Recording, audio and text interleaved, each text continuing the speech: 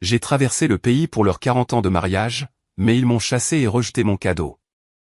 Je suis reparti. Quand ils ont enfin découvert ce qu'il y avait à l'intérieur, ils ont roulé 14 heures jusqu'à chez moi. Je m'appelle Florence Mercier. J'ai 31 ans.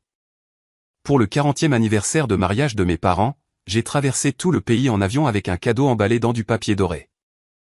Avant même que je puisse m'asseoir, ma mère m'a regardé et a dit « Nous ne t'avons pas invité. C'est ta sœur qui a organisé ça. » Puis, mon père a poussé mon cadeau hors de la table et a déclaré « Nous ne voulons rien venant de la fille qui nous a abandonnés. » J'ai ramassé le paquet et je suis parti. Lorsqu'ils ont découvert ce qu'il y avait à l'intérieur, ce que cela m'avait coûté, ce que cela signifiait et qui payait réellement pour le toit au-dessus de leur tête, ils ont conduit 14 heures d'affilée jusqu'à ma porte. J'ai grandi à Saint-Amand, une petite ville d'environ 4000 habitants, à quelques âmes près qui sont partis pour ne jamais revenir. Mon père, Gérard Mercier, réparait des tuyauteries pour gagner sa vie.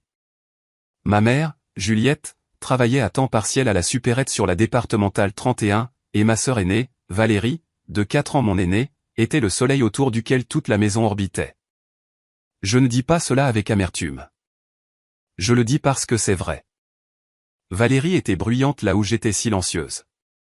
Elle racontait des histoires au dîner pendant que je débarrassais les assiettes. Lorsqu'elle rapportait des bulletins scolaires accompagnés d'un discours, je rapportais les mêmes notes et les laissais sur le comptoir. Papa brandissait ceux de Valérie en disant « Ça, c'est ma fille ». Les miens restaient sur le comptoir jusqu'à ce que maman les range. Papa avait cette phrase qu'il répétait lors des barbecues en famille. Il pointait sa bière vers Valérie, puis vers moi, et disait « Valérie a eu le cerveau. Florence a eu. » Eh bien, Florence et Florence. Tout le monde riait. Je riais aussi. J'avais 8 ans la première fois que je l'ai entendu. J'en avais 18 la dernière fois. La blague n'a jamais changé. Le public non plus. J'ai fait une école d'infirmière, j'ai obtenu mon diplôme, j'ai reçu une offre d'emploi à Lyon, et j'ai emballé tout ce que je possédais dans 2 valises et un carton. Le matin de mon départ, papa réparait un tuyau sous l'évier de la cuisine. Je me suis tenu dans l'encadrement de la porte et j'ai dit « Au revoir, papa ». Il n'est pas sorti de sous l'évier, il a juste dit « Bien ». Une bouche de moins à nourrir. C'était le 15 juin, le jour de mon anniversaire. Je ne suis pas parti parce que j'avais cessé de les aimer. Je suis parti parce que rester signifiait disparaître, et j'étais déjà à moitié effacé. La première année à Lyon, j'appelais à la maison tous les dimanches à 19 heures précises. Maman décrochait parfois. Papa jamais. La deuxième année, les appels tombaient sur la messagerie plus souvent qu'autrement. J'ai envoyé un SMS à Valérie à ce sujet. « Ils sont occupés », a-t-elle répondu. Ne le prends pas personnellement. Puis une semaine plus tard, tu sais comment est papa. Il pense que tu nous as abandonnés. J'envoyais des cadeaux d'anniversaire, des colis pour Noël et une écharpe tricotée main que j'avais mis 3 week-ends à faire pour maman. Je n'ai jamais eu de nouvelles. Quand j'ai demandé à Valérie, elle a soupiré et a dit « Je crois qu'ils l'ont jeté sans l'ouvrir. » Florence, je suis désolé. Cette phrase s'est posée sur ma poitrine comme une pierre. Puis, un jour de novembre, tante Martine, la jeune sœur de maman, m'a appelé. Nous parlions de tout et de rien quand elle a dit « Au fait, ta mère adore l'écharpe que tu as envoyée. Elle la porte tous les dimanches à la messe. » Je suis restée silencieuse. Florence, tu es là. Martine. Valérie m'a dit qu'il l'avait jetée. Longue pause. Puis Martine a dit très prudemment, ce n'est pas ce qui s'est passé. Je ne l'ai pas poussée à en dire plus. Pas ce jour-là.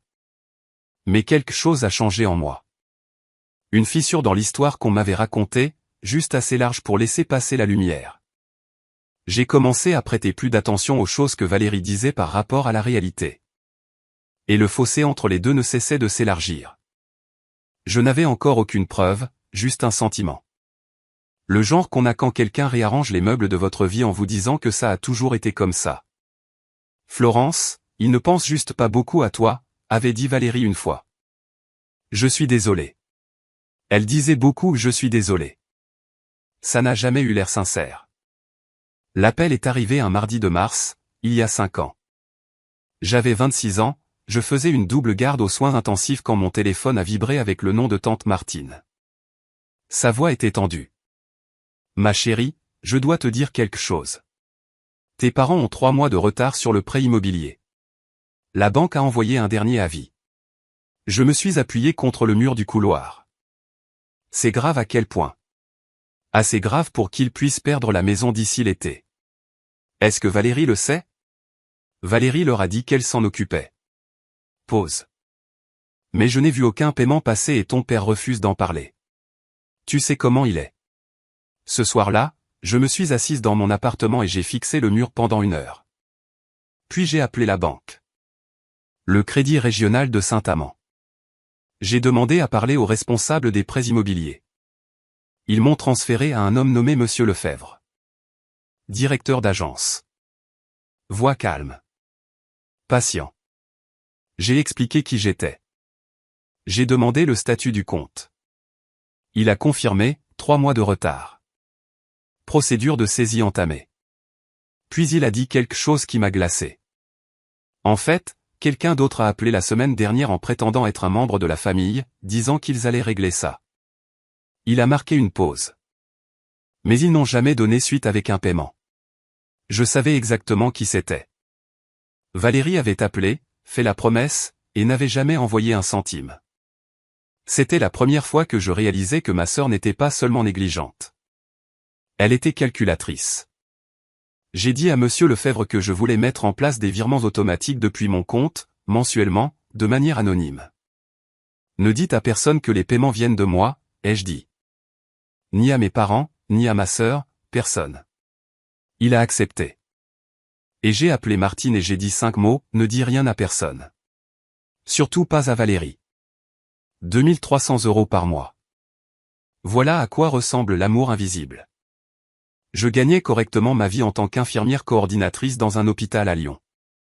Correctement, pas richement. Après le loyer, les courses, mon prêt étudiant et le nouveau paiement du crédit de mes parents, il me restait environ 200 € par mois pour tout le reste. Alors, j'ai fait des choix. Pas de vacances, pas de restaurant. J'achetais mes vêtements chez Emmaüs et mes meubles dans des vide-greniers. Quand ma voiture a eu besoin de nouveaux pneus, j'ai pris les moins chers et je roulais lentement sous la pluie. Thomas Renaud, mon petit ami, un menuisier aux mains sûres et au regard calme, a compris ce que je faisais au bout de 3 mois. Je ne lui avais rien dit. Il a juste remarqué que j'avais arrêté d'acheter du café sur le chemin du travail. Et puis il a remarqué le tableau Excel sur mon ordinateur portable. Et puis il s'est assis sur le lit et a dit, c'est la maison, n'est-ce pas? J'ai hoché la tête. Il n'a pas dit que j'étais folle. Il n'a pas dit que je devrais arrêter. Il a dit, d'accord, je réparerai la rambarde du balcon moi-même pour qu'on n'ait pas à payer quelqu'un. C'était Thomas. Pas de discours, juste du bois et un niveau à bulles. Pendant 5 ans, j'ai fait des heures supplémentaires. J'ai pris les jours fériés, les week-ends, les nuits. Je ne me plaignais pas. Chaque mois, 2300 € quittaient mon compte et atterrissaient sur le crédit immobilier de mes parents. Et chaque mois, le solde diminuait un peu. Mes parents n'ont jamais appelé, pas une fois. Pas pour mon anniversaire, pas pour Noël, pas quand j'ai été promu. Mais le crédit restait à jour, les avis de saisie ont cessé, et la maison de la rue des Érables est restée debout. Je n'ai jamais demandé de merci, mais je ne savais pas que quelqu'un d'autre se faisait déjà remercier pour ce que je faisais. Tante Martine était ma seule fenêtre sur ce qui se passait à Saint-Amand. Elle m'appelait toutes les quelques semaines, prenant soin de ne pas trop en dire, ni trop peu. Mais un soir, environ 2 ans plus tard, sa voix semblait différente, plus dure. « Je dois te dire quelque chose », a-t-elle dit. « Et tu ne vas pas aimer ça. » Valérie avait dit à mes parents que c'était elle qui payait le crédit. Pas qu'elle aidait, pas qu'elle contribuait, mais qu'elle payait tout. Selon Martine, papa s'est levé lors d'un repas de famille, la table pleine de cousins, d'oncles, de voisins, et a levé son verre. À Valérie, a-t-il dit. La seule qui se soucie vraiment de cette famille. Tout le monde a applaudi. Maman a pleuré. Valérie a souri et a dit, ce n'est rien, papa. Tu ferais la même chose pour moi. Ce n'était pas rien. C'était 2300 € par mois qui provenaient de mon compte courant à Lyon. Chaque centime était à moi. Et ma sœur était assise dans la salle à manger de mes parents, absorbant le mérite comme un bain de soleil. Mais c'est devenu pire. Martine m'a dit que Valérie utilisait ce nouveau statut, ce badge d'héroïne emprunté, pour convaincre papa de mettre son nom sur leur compte bancaire pour la laisser gérer les finances familiales. Elle s'est même fait ajouter au contrat d'assurance, tout cela avec la bénédiction reconnaissante de papa. Elle se positionne, a dit Martine sèchement. Et tes parents lui donnent les clés. J'avais la nausée, mais je ne les ai pas appelés. Je ne l'ai pas dénoncé. Je me suis dit, tant que la maison est en sécurité, peu importe qui reçoit le mérite. Puis Martine a dit la chose qui m'a brisé. Ton père a dit à ton cousin Benoît la semaine dernière. Ces mots exacts, j'ai élevé une bonne fille et une étrangère. J'ai raccroché et je n'ai appelé personne pendant 3 jours. Puis les fêtes ont cessé de m'inclure vers la 3e année. Toussaint, maman ne se sent pas bien. Valérie dit que ce serait mieux si tu ne venais pas à Noël, papa ne veut pas de drame. Appelle juste peut-être. Pâques, rien. Pas de SMS. Pas d'appel. Juste le silence. Mais grâce à Martine, je connaissais la vérité. La maison était pleine à chaque fête. Les cousins venaient d'Orléans. Oncle Raymond apportait sa fameuse tarte. Les voisins venaient pour le dessert. Tout le monde était là. Tout le monde sauf moi.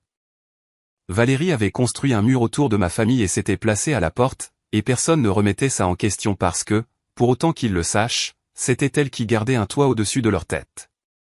Pendant ce temps, je continuais de payer chaque mois.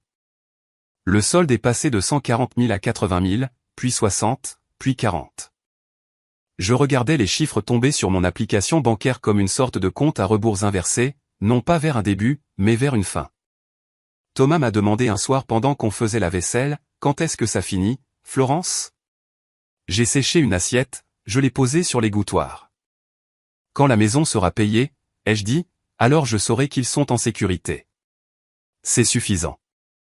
Il m'a regardé comme il le faisait parfois, comme s'il pouvait voir le coût de ce que je portais et souhaitait pouvoir le partager en deux. Est-ce que ça l'est vraiment, a-t-il demandé. Est-ce suffisant? Je n'ai pas répondu. Le dernier paiement est passé en septembre. 5 ans, 60 virements mensuels, 137 412 € au total. La maison de la rue des Érables était libre de toute dette, appartenant entièrement à Gérard et Juliette Mercier. Et 2 semaines plus tard, j'ai reçu la seule chose à laquelle je ne m'attendais pas, une invitation, en quelque sorte. Je faisais défiler Facebook un dimanche matin quand je l'ai vu. Le post de Valérie, lumineux et public. Organisation de la fête des 40 ans de mariage de maman et papa. Famille uniquement, 14 octobre. Ça va être tellement spécial. 200 likes, 40 commentaires, des cousins se taguant les uns les autres, des voisins demandant quoi apporter. Oncle Raymond promettant 3 tartes cette fois. Aucun message pour moi, aucun appel, aucun SMS. Je suis resté assise avec mon téléphone à la main pendant un long moment. Puis j'ai appelé Valérie. Elle a décroché à la 4e sonnerie. Florence, salut. J'ai vu le post. Quand dois-je réserver mon vol? Silence. Puis, oh, je ne pensais pas que tu voudrais venir. C'est leur 40e anniversaire, Valérie. Je sais, mais papa a dit qu'il ne voulait pas de malaise. Est-ce que papa a dit ça ou est-ce que c'est toi? Une autre pause. Plus longue cette fois. Je pouvais l'entendre recalculer. J'essaie juste de protéger tout le monde, Florence. De quoi? De ma présence à l'anniversaire de mes propres parents? Ce n'est pas comme ça. Alors c'est comment? Elle expira d'un coup sec. Écoute, je ne veux juste pas que ça tourne au drame. Tu n'as pas été là. Les gens vont poser des questions. Laisse-les demander. Florence, je serai là. J'ai raccroché. Mes mains tremblaient. Pas de colère, mais de quelque chose de plus profond. 5 ans de silence. Et ma sœur décidait encore si j'existais ou non. Cette nuit-là, allongé dans mon lit, je fixais le plafond. Thomas s'est tourné et a dit, tu y vas, n'est-ce pas? Ouais. Bien. Il a marqué une pause. Qu'est-ce que tu apportes? J'y ai pensé pendant exactement une seconde. La vérité. Il n'a pas demandé ce que je voulais dire. Je pense qu'il le savait déjà. Et quelque part dans cette chambre sombre, quelque chose en moi est passé de l'espoir à la décision. Tu ne pourras pas m'effacer de ma propre famille, Valérie. Plus maintenant. Le lendemain matin, j'ai appelé Monsieur Lefebvre au Crédit Régional. Monsieur Lefebvre, c'est Florence Mercier. Florence, ravi de vous entendre. Félicitations, au fait. Ce dernier paiement est bien passé. C'est justement pour ça que j'appelle. J'ai besoin de l'attestation originale de mainlevée d'hypothèque et d'un relevé complet de tous les paiements effectués au cours des 5 dernières années, chaque transaction, chaque date. Il est resté silencieux un moment. Vous êtes sûr de vouloir tout ça? Ça montre tout. Votre nom, votre compte, chaque virement. C'est exactement pour ça que je le veux. Donnez-moi quelques jours. J'aurai tout cela notarié et prêt. Le paquet est arrivé la semaine suivante. Une épaisse enveloppe Kraft de la banque. À l'intérieur, l'attestation de paiement, officielle, tamponnée du sceau de la banque. Derrière, 60 pages de relevé de transactions. Mon nom sur chacune d'elles. J'ai aussi écrit une lettre. Une page manuscrite sur du papier blanc ordinaire. Je ne vous dirai pas ce qu'elle disait. Pas encore. Mais je dirai ceci, il m'a fallu 4 essais pour la finir sans pleurer. Et quand je l'ai finalement scellée, mes mains étaient stables.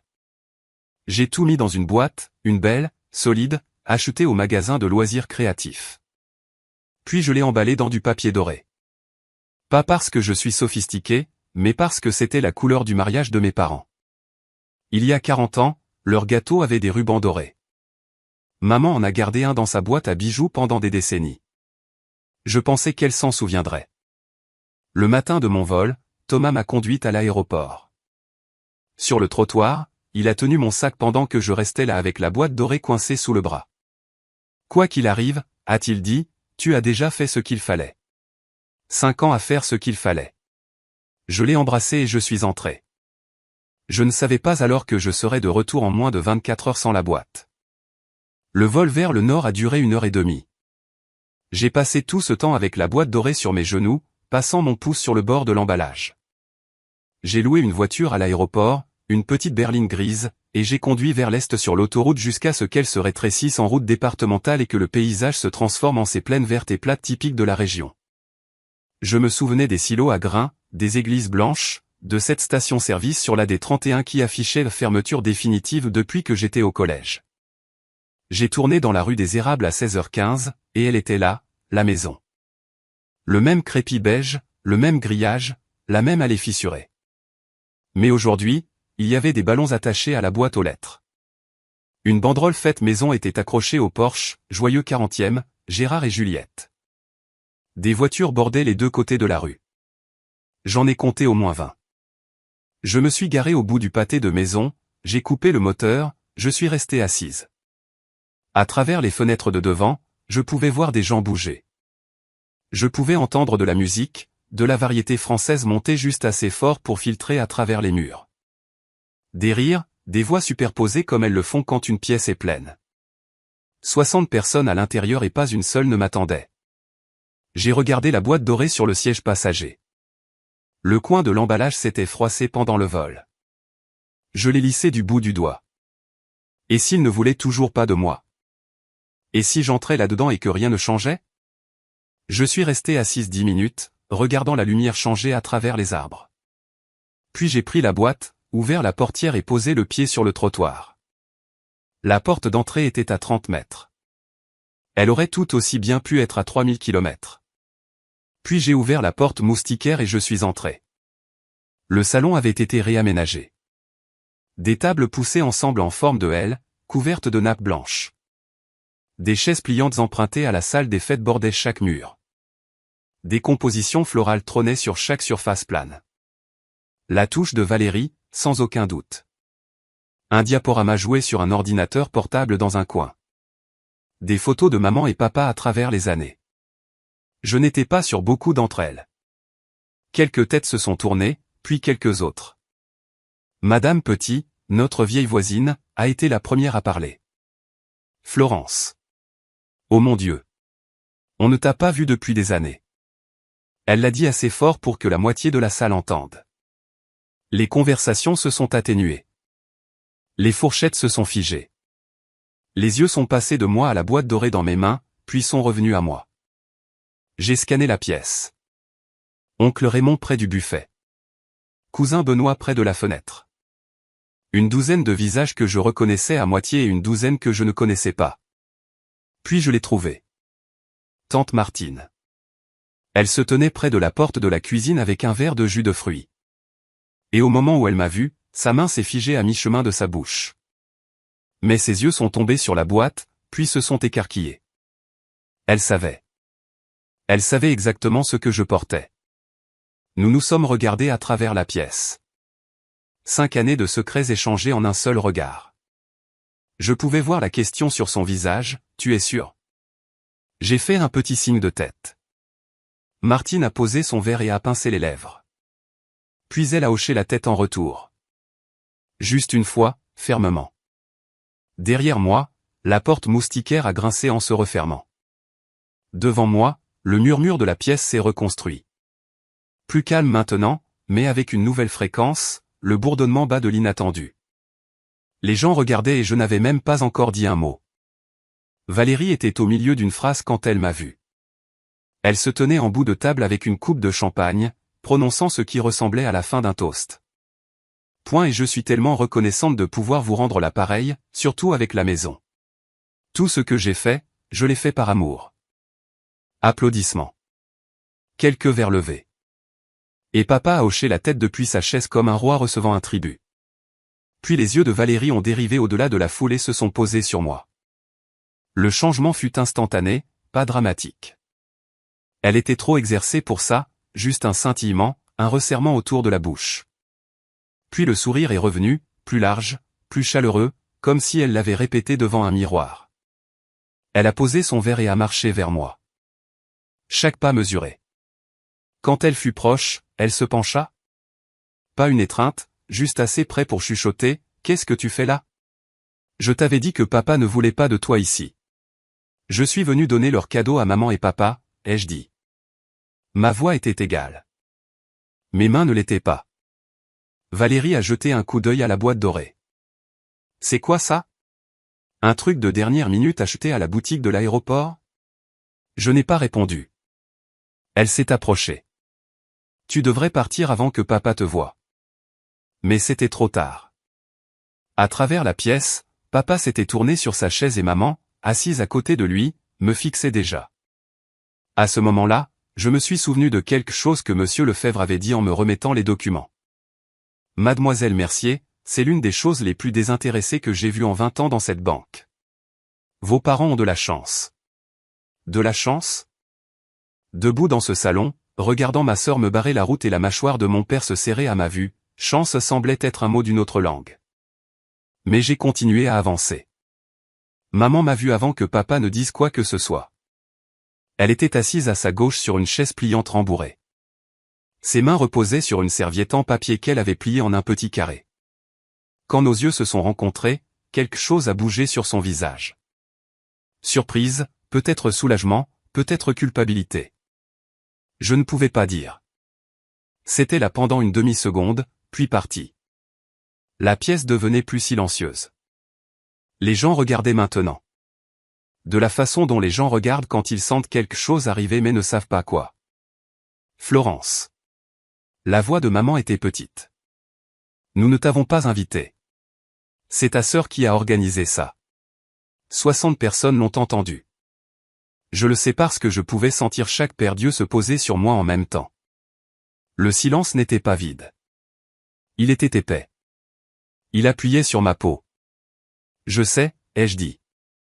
Je suis venu quand même. J'ai quelque chose pour toi et papa. Maman a regardé papa. Papa m'a regardé.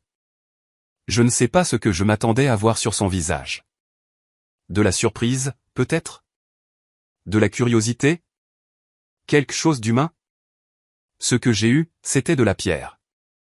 Sa bouche fixée en une ligne plate, ses yeux plissés, et ses bras croisés sur le devant de sa chemise du dimanche repassée comme une grille qui se referme.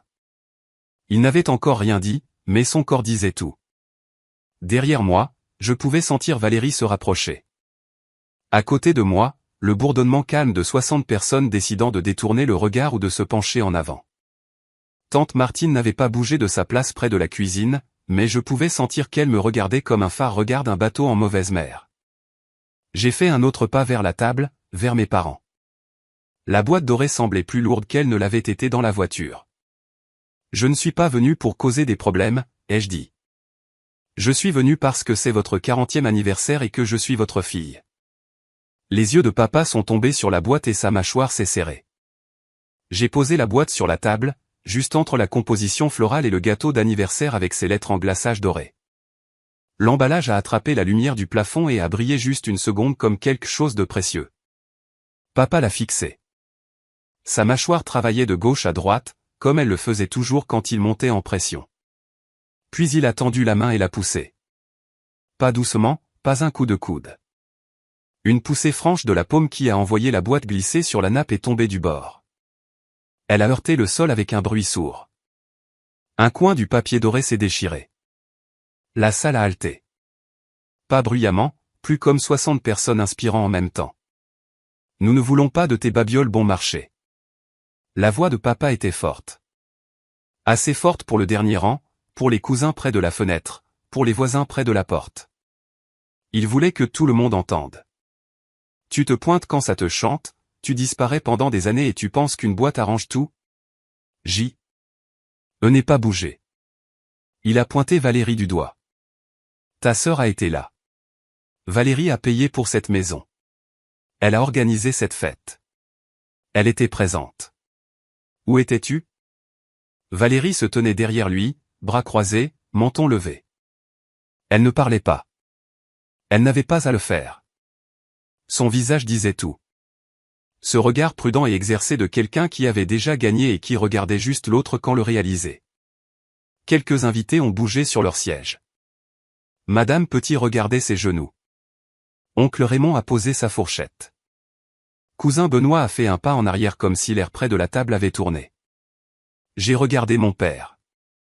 Mes yeux brûlaient. Ma gorge était serrée. Mais ma voix, quand elle est sortie, était stable, et je savais exactement ce que j'allais faire. Je me suis penché et j'ai ramassé la boîte.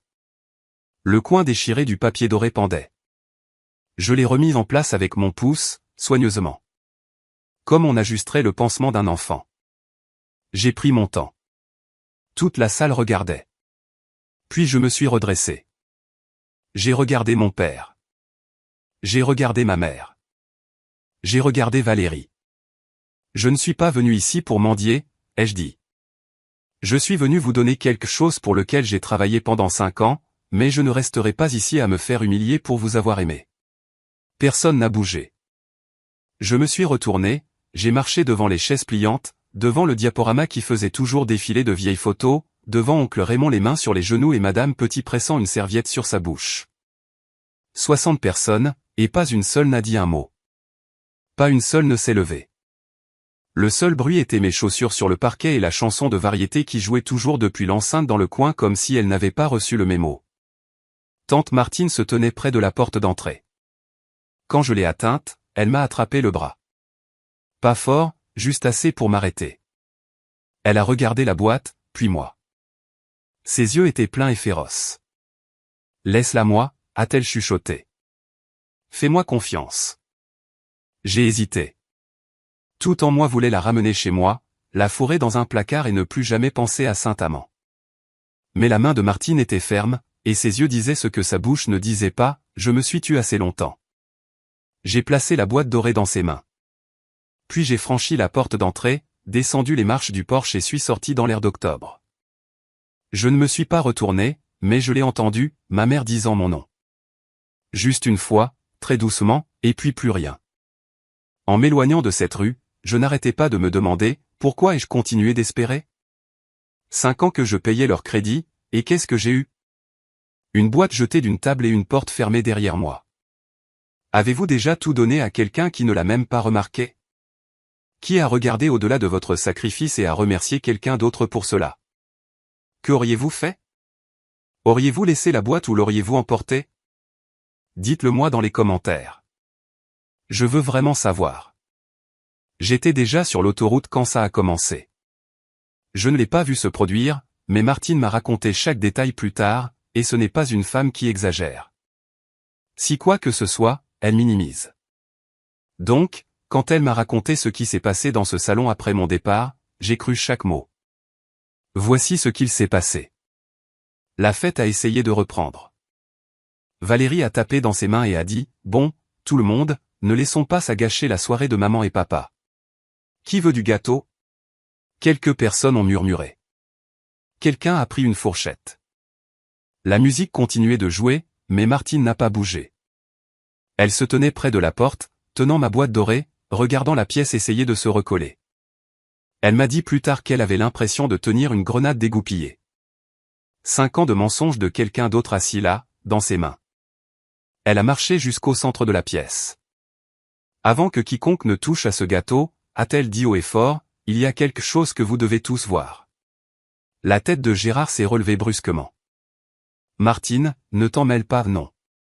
Martine a posé la boîte sur la table. La même table d'où papa l'avait poussée 2 minutes plus tôt. Je ne m'en suis pas mêlé pendant 5 ans. Ça finit ce soir. Valérie a bougé rapidement. Tante Martine, ce n'est pas le moment. Oh, c'est exactement le moment, Valérie. La salle est devenue absolument immobile. Pas silencieuse. Immobile, comme si l'air lui-même avait cessé de bouger.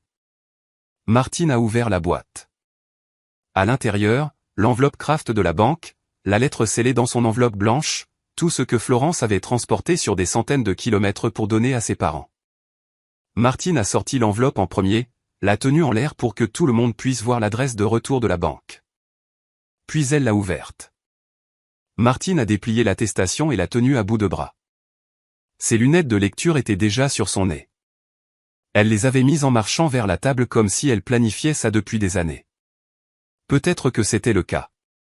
Elle l'a lu à haute voix. Chaque mot. Attestation de mainlevée d'hypothèque pour le 14 rue des Érables, Saint-Amand. Payé intégralement en date du 14 septembre. Remboursement effectué par.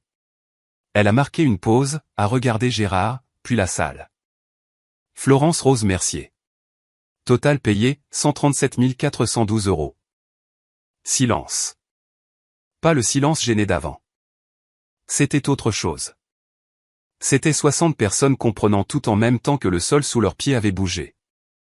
Martine a replongé la main dans l'enveloppe et en a sorti une pile de papier. 60 pages, relevés bancaires, enregistrement de transactions. Elle les a tenus en l'air et les a éventés lentement. 5 ans de paiement, a-t-elle dit. 2300 € chaque mois depuis le compte de Florence à Lyon. Son nom, son argent, chaque ligne. Quelqu'un au fond a chuchoté, « Oh mon Dieu !» On m'a dit que Madame Petit a couvert sa bouche avec ses 2 mains. Oncle Raymond a reculé sa chaise de la table. Cousin Benoît restait là à fixer Valérie. Gérard n'a pas bougé. Sa main, la même main qui avait poussé la boîte, agrippait le bord de sa chaise, tremblante. Maman a pressé ses 2 paumes à plat contre son visage. Ses épaules ont commencé à bouger avant qu'aucun son ne sorte. Puis le son est venu, et c'était le genre de pleurs qui ne se soucie pas de qui les entend. Martine a baissé les papiers. Elle a regardé Gérard directement. C'est ça qui était à l'intérieur de ce truc bon marché que tu viens de jeter par terre. Les 5 ans, les 137 000 € de la fille qui, selon toi, s'en fichait. Personne ne respirait. Gérard s'est tourné vers Valérie. Son visage était quelque chose que j'aurais aimé pouvoir voir. Martine l'a décrit comme un homme regardant sa propre maison prendre feu. Chaque ligne, chaque ride se réarrangeant autour d'une nouvelle compréhension. Tu m'as dit que tu payais le crédit. Sa voix était plate. Dangereusement plate. Le visage de Valérie était devenu blanc. Pas rose, pas rouge, blanc. C'est comme si quelqu'un avait débranché une prise quelque part derrière ses yeux. J'ai aidé, a-t-elle dit. J'ai contribué. Martine n'a pas bronché. Vraiment? Parce que Monsieur Lefebvre à la banque a confirmé que chaque paiement, absolument tous, provenait d'un seul compte. Celui de Florence. Pas 1 euro de toi, Valérie. Elle a fait une pause. Pas un. Ce n'est pas. Je voulais dire que j'ai aidé d'autres façons. Une voix du fond. Tante Denise, la sœur de Gérard, 70 ans et tranchante comme un couteau de cuisine. De quelle façon exactement? Valérie a ouvert la bouche. La fermée. La rouverte. Rien n'est sorti. La salle a tourné. On pouvait le sentir comme une marée qui s'inverse. Les gens qui hochaient la tête au toast de Valérie il y a 10 minutes la fixaient maintenant. De la façon dont on fixe quelqu'un qu'on vient de réaliser ne pas connaître du tout. Oncle Raymond a secoué la tête lentement. Madame Petit ne voulait même pas regarder dans la direction de Valérie. Cousin Benoît a croisé les bras et s'est appuyé contre le rebord de la fenêtre, la mâchoire serrée. Valérie a fait un pas en arrière, puis un autre. Personne n'a bougé vers elle. Personne ne l'a défendue. Le silence autour d'elle était total. Gérard agrippait toujours sa chaise, mais il ne regardait plus Valérie. Il regardait la porte d'entrée. La porte que Florence avait franchie. La porte qu'il ne l'avait pas empêché d'atteindre. Le relevé bancaire ne ment pas, Valérie. C'était Martine. Calme maintenant. Presque douce. Presque. Martine a plongé la main dans la boîte une dernière fois. Il y a encore une chose, a-t-elle dit. L'enveloppe blanche, mon écriture sur le devant. Maman et papa. Martine a regardé Gérard.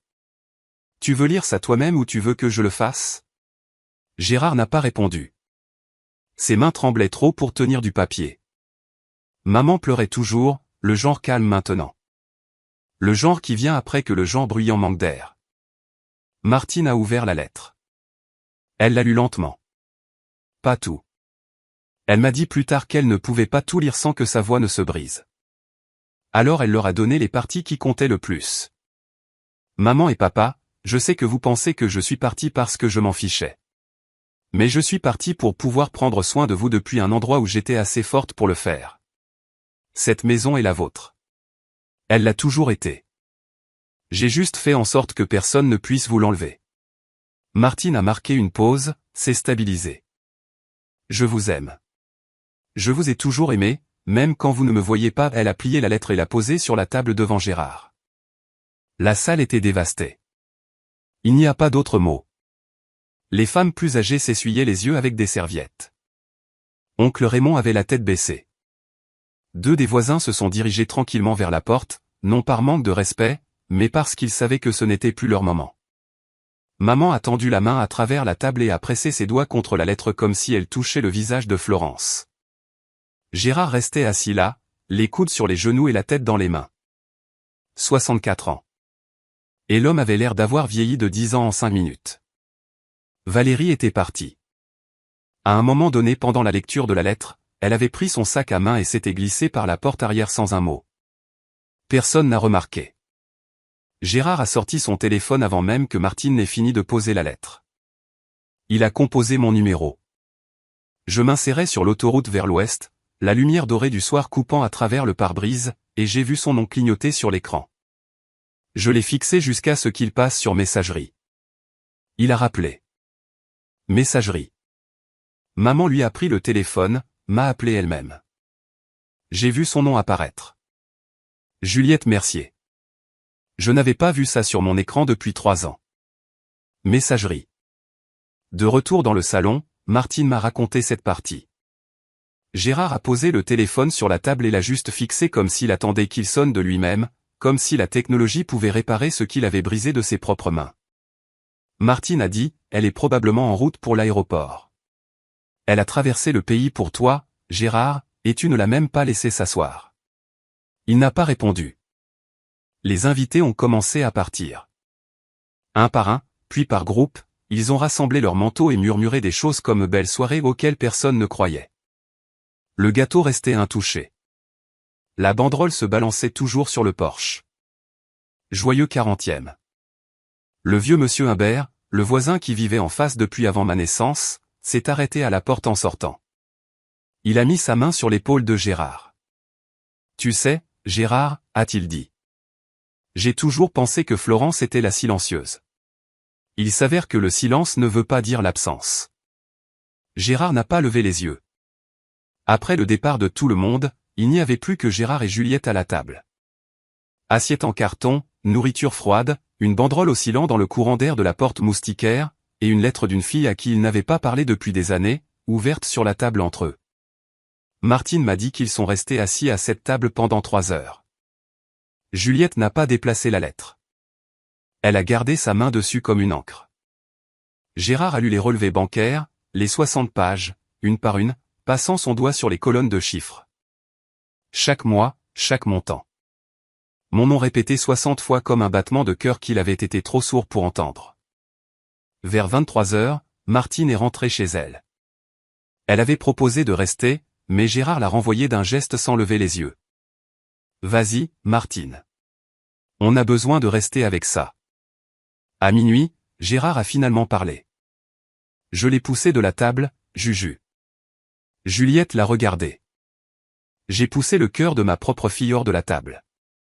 Sa voix s'est brisée sur le mot au cœur. Martine m'a dit plus tard qu'elle avait appelé Juliette le lendemain matin. Et Juliette a dit que c'était la première fois en 40 ans de mariage qu'elle entendait Gérard Mercier pleurer. Pas avoir les larmes aux yeux, pleurer. Juliette a mis sa main sur la sienne. Alors on roule, a-t-elle dit. C'est 14 heures de route. Alors on part maintenant. Gérard l'a regardé. Quelque chose est passé entre eux. Pas des mots, pas même une décision. Plutôt une reddition. Le genre qui arrive quand on arrête enfin de combattre la chose qu'on sait déjà être vraie. À 3 heures du matin, Gérard a sorti son pick-up de l'allée et Juliette est montée avec un thermos de café et la boîte dorée réemballée par Martine avant son départ. Ils ont pris la nationale, direction le sud. Ils n'ont pas appelé, pas envoyé de SMS, ils ont juste conduit. Le compteur kilométrique tournait kilomètre après kilomètre dans le noir. Traversant les départements, les régions. 14 heures. À ce moment précis, j'étais à 10 000 mètres d'altitude, volant vers chez moi, fixant le siège vide à côté de moi où se trouvait une boîte emballée d'or. Thomas m'attendait à l'aéroport de Lyon quand je suis sorti du terminal, il n'a pas demandé comment ça s'était passé. Il pouvait le voir sur mon visage. Il a juste pris mon sac, mis son bras autour de mes épaules et m'a accompagné jusqu'à la camionnette. Nous sommes rentrés en silence. Pas le genre inconfortable. Le genre où quelqu'un vous aime assez pour savoir que les mots ne feraient qu'alourdir les choses. Quand nous sommes rentrés, je me suis assise sur le canapé. Je n'ai pas enlevé ma veste. Je n'ai pas allumé les lumières. Je suis juste resté là dans le salon sombre pendant que Thomas verrouillait la porte d'entrée et mettait la bouilloire en marche. Puis ça m'a frappé. Pas lentement, pas comme une vague qui monte, mais comme un mur qui tombe. J'ai pressé mon visage dans le coussin et j'ai pleuré d'une façon dont je n'avais pas pleuré depuis que j'étais enfant. Bruyamment, sans grâce, en tremblant. Thomas s'est assis à côté de moi. Il a mis sa main sur mon dos et n'a pas dit un mot. Pas ça va aller. Pas il ne te mérite pas. Pas toutes ces choses que les gens disent quand ils ne savent pas quoi offrir d'autre. Il est juste resté. Après un long moment, je me suis redressé, j'ai essuyé mon visage avec ma manche, j'ai éteint mon téléphone. Je ne voulais entendre personne de Saint-Amand. Pas ce soir. Pas encore. Le lendemain matin, j'ai fait ce que je fais toujours. Levé à 5 heures, café fait, assise sur le porche avant en peignoir avec la tasse chaude dans les mains, regardant le ciel passer du noir au gris puis au bleu. Ai-je eu tort d'y aller? Ai-je eu tort d'espérer? Je continuais de retourner ça comme un caillou dans ma poche que je ne pouvais m'empêcher de toucher. Et puis, à exactement 6h07, j'ai entendu une voiture arriver. Je n'ai pas reconnu le pick-up au début. Un utilitaire blanc poussiéreux, de la crasse de route sur les ailes, des plaques d'un autre département. Il s'est garé de travers contre le trottoir comme si le conducteur s'était arrêté à la hâte. Le moteur a tic-taqué dans le calme du matin. Puis la portière du conducteur s'est ouverte et mon père en est sorti. Gérard Mercier, 64 ans, chemise en flanelle froissée, la même qu'à la fête, les yeux cernés de rouge, les cheveux poussés d'un côté après 14 heures appuyés contre un appuie-tête.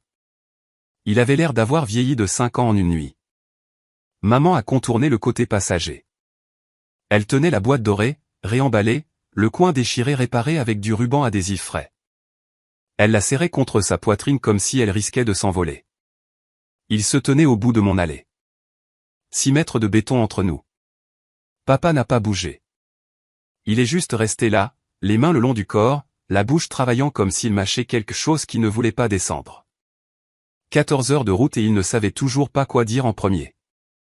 Je suis resté sur le porche, café à la main, peignoir, pieds nus sur le bois froid. Nous nous sommes regardés. Le quartier se réveillait.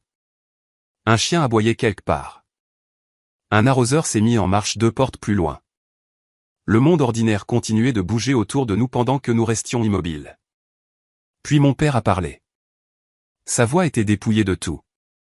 Je suis désolé, Florence. 4 mots, et c'étaient les mots que j'avais attendu toute ma vie d'entendre de cet homme. Il a dégluti, a essayé à nouveau. J'ai repoussé la seule personne qui nous soutenait vraiment. Je n'ai pas couru vers lui. Je ne me suis pas effondré. Je suis resté sur mon porche avec mon café qui refroidissait, et j'ai laissé ces mots atterrir là où ils devaient atterrir. Maman a craqué la première. Elle a remonté l'allée avec la boîte toujours pressée contre elle, les larmes coulant déjà. Elle s'est arrêtée au bas des marches du porche. Elle n'a pas essayé de monter. Elle a attendu. Je savais. Sa voix était à peine là. Au fond, je savais que Valérie ne disait pas la vérité. J'ai vu des choses qui ne collaient pas. Et je me suis dit que ce n'était pas ma place de questionner, mais j'avais peur.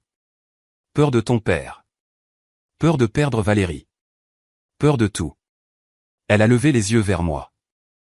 J'ai laissé ton père pousser ton cadeau de la table, Florence. Devant tout le monde et je suis restée assise là. Je sais, maman.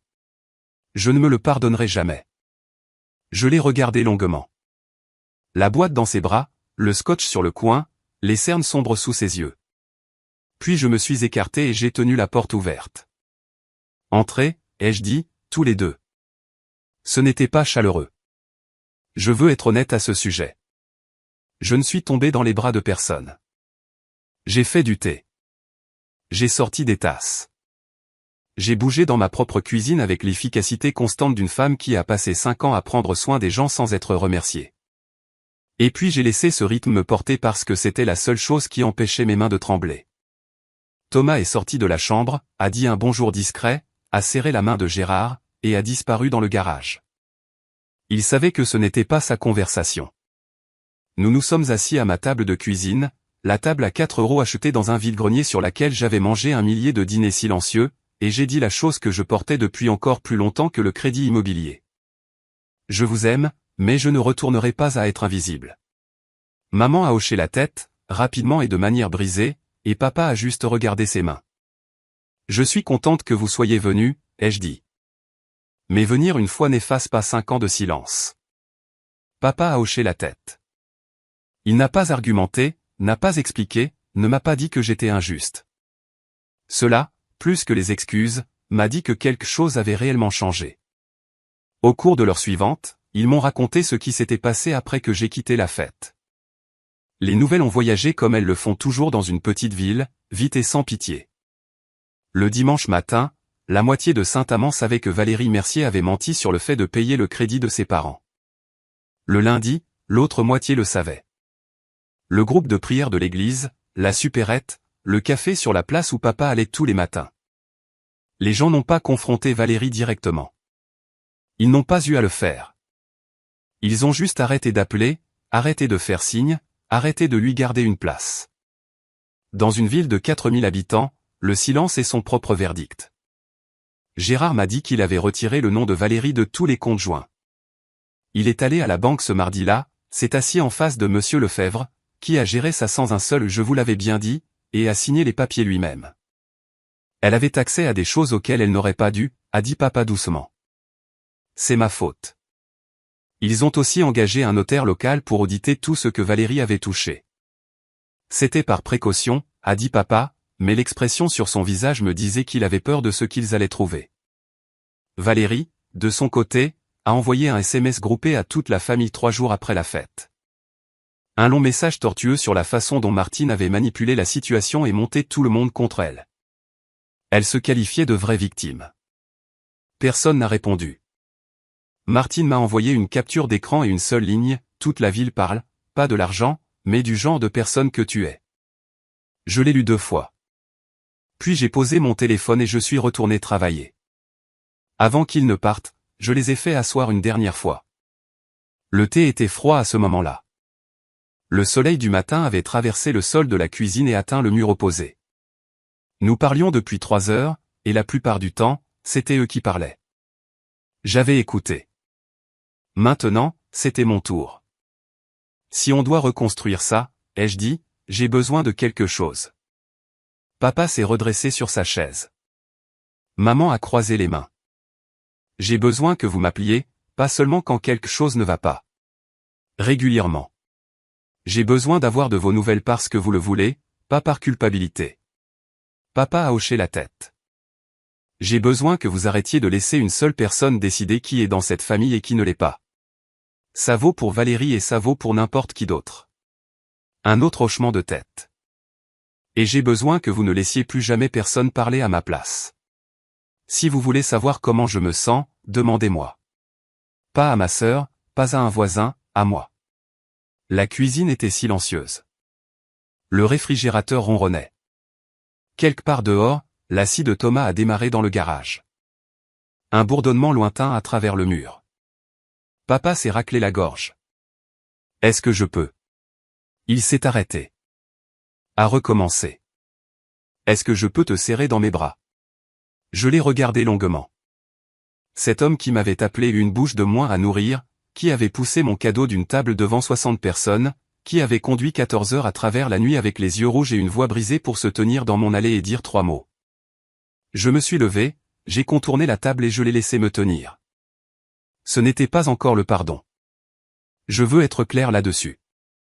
C'était une porte que j'ai choisi de laisser ouverte, et il y a une différence. Je n'ai pas besoin que tu rattrapes le passé, ai-je dit dans son épaule.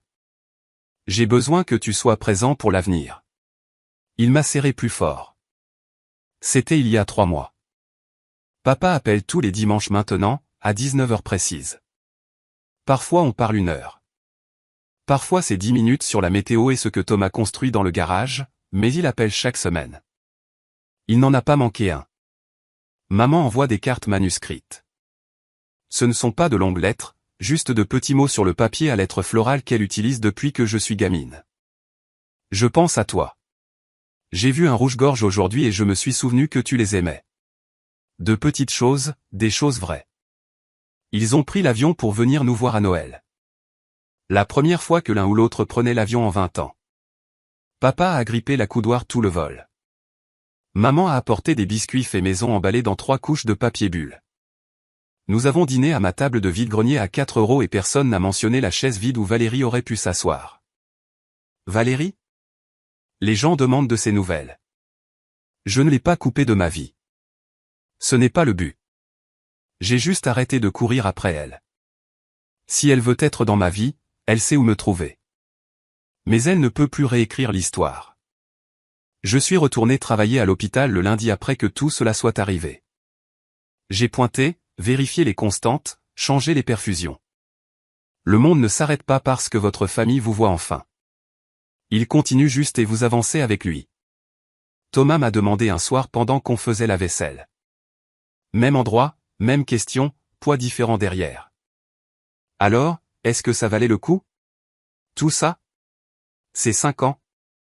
J'ai posé une assiette sur l'égouttoir. Même égouttoir, même assiette, même vie, mais différente chaque mois. Je ne vous dis pas de payer le crédit immobilier de quelqu'un pour gagner son amour. Ce n'est pas la leçon. La leçon est plus simple.